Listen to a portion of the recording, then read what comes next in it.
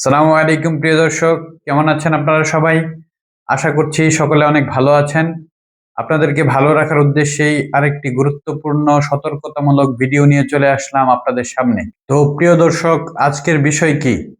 আজকের বিষয় হচ্ছে বাংলাদেশে ইদানিং একটি রোগ মহামারী আকার ধারণ করেছে।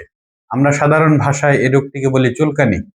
হাতের আঙ্গুলের ফাঁকে চুলকানি, বগলির নিচে চুলকানি, দুই উরুর মাঝখানে চুলকানি, লজ্জাস্থানের আশেপাশে গোটা হয়ে যাওয়া এবং তীব্র চুলকানি হয়। স্পেশালি রাত্রে চুলকানি বাড়ে। এই রোগটির নাম হচ্ছে স্ক্যাবিস। বড়দের এবং শিশুদের সকলেরই চুলকানি হচ্ছে এবং চিকিৎসা নেওয়ার পরও এই চুলকানি বারবার ফিরে আসছে। এই চুলকানিগুলো ভালো না হওয়ার পিছনে আসলে আমরাই দায়ী। এর পিছনে গুরুত্বপূর্ণ কিছু কারণ রয়েছে। কারণগুলো হচ্ছে শুধু আক্রান্ত ব্যক্তি চিকিৎসা করা, পরিবারের অন্য সদস্যদের চিকিৎসা না করা, পারমিথ্রিন ক্রিম ঠিকমতো ব্যবহার না করা, পূর্বে ব্যবহৃত কাপড় চোপড়, বিছানার চাদর, বালিশের কভার ইত্যাদি ভালোভাবে না ধোয়া।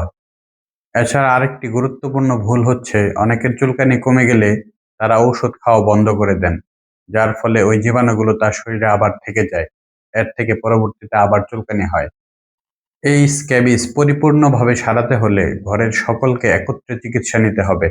এমনকি যারা আক্রান্ত নয় তাদেরকেও চিকিৎসা নিতে হবে। চিকিৎসকের পরামর্শ অনুযায়ী ওষুধ খেতে হবে এবং শরীরে লাগাতে হবে।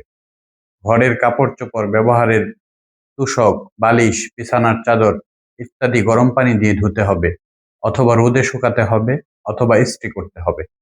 স্ক্যাবিস কোনো লজ্জার রোগ নয়। সময় মতো সঠিক নিয়মে চিকিৎসা নিলে এই রোগটি পুরোপুরিভাবে ভালো হয়। ধন্যবাদ সকলকে।